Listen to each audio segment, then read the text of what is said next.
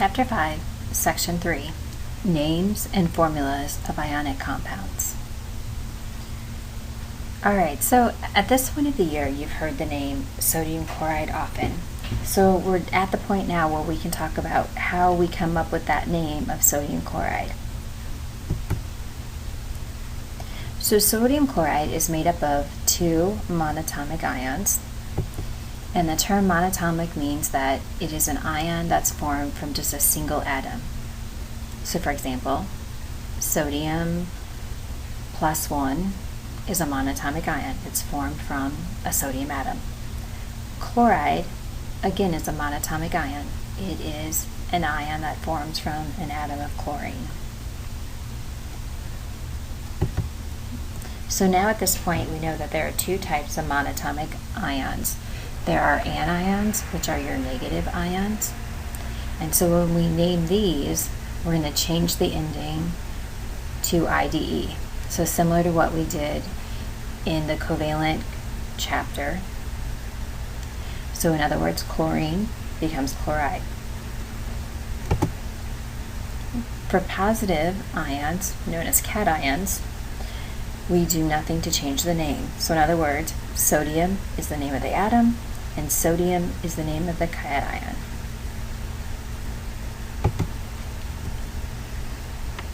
So we're going to discover that there are several different types of ionic compounds, but we're going to start simple, just like we did in the molecular compounds, with binary.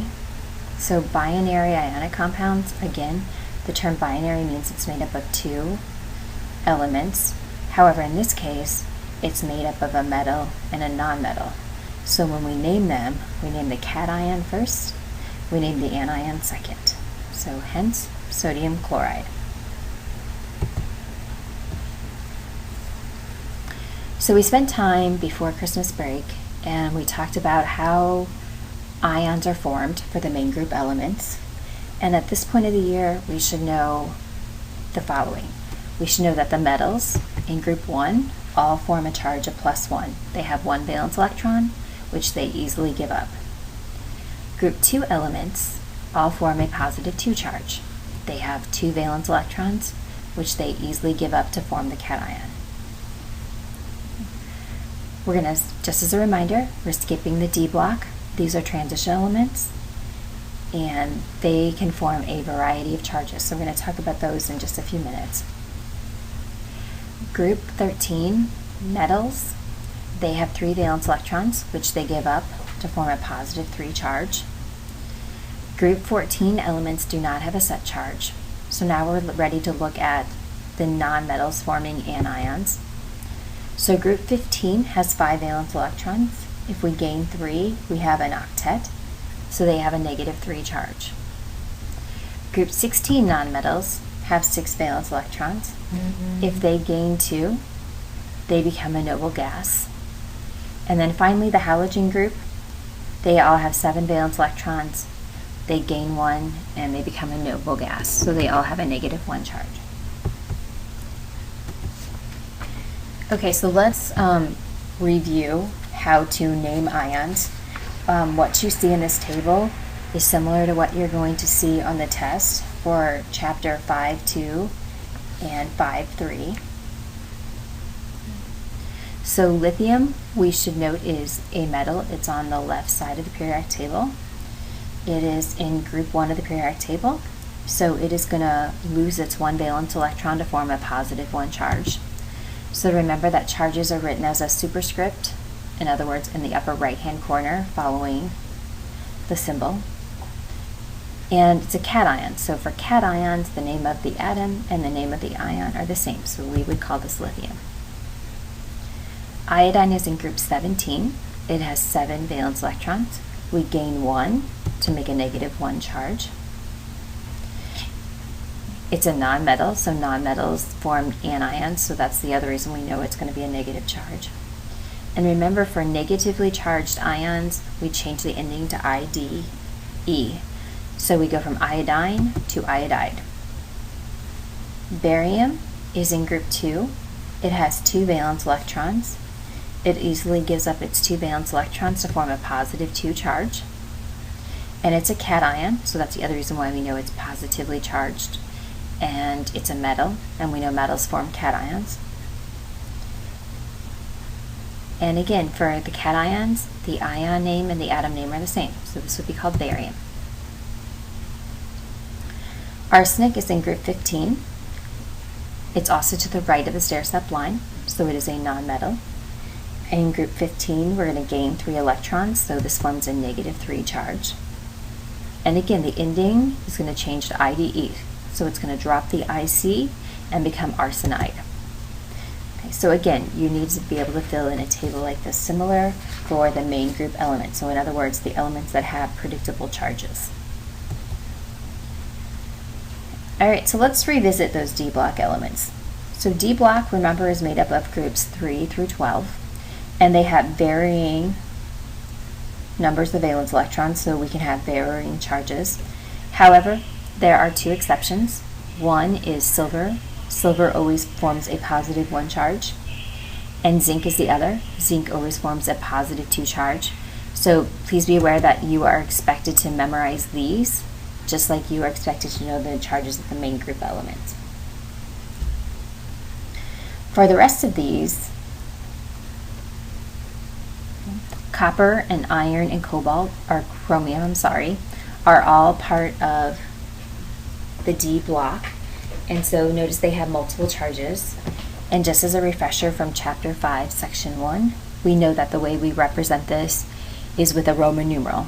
So for example, we would call the copper ions copper 1 or copper 2. The ones at the bottom are tin and lead. And so I kind of refer to these as the Fab 4. So tin, lead, antimony, and bismuth behave like transition elements. In other words, they can have varying charges. So you're expected to treat them the same way. It should be their name followed by a Roman numeral. So if I choose tin, we would call it tin 2 or tin 4. And again, the numbers are recognized by a Roman numeral.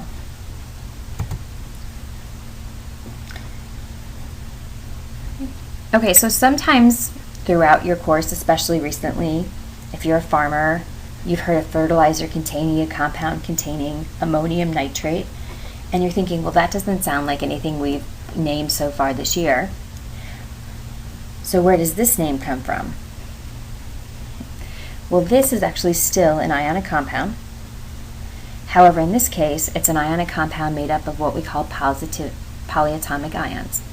So a polyatomic ion is a group of atoms that are bonded covalently. In other words, the group, when they bond together, they share electrons, but as a whole, the group has lost or gained electrons.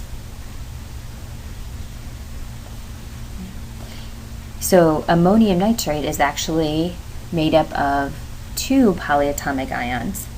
So it's just like any other ionic compound. The ratio of positive to negative ions are equal to each other so that they're electrically neutral. But in this case, the cation has covalently bonded, and as structure as a whole is giving away electrons to the anion, and the anion is a group of atoms that are covalently bonded.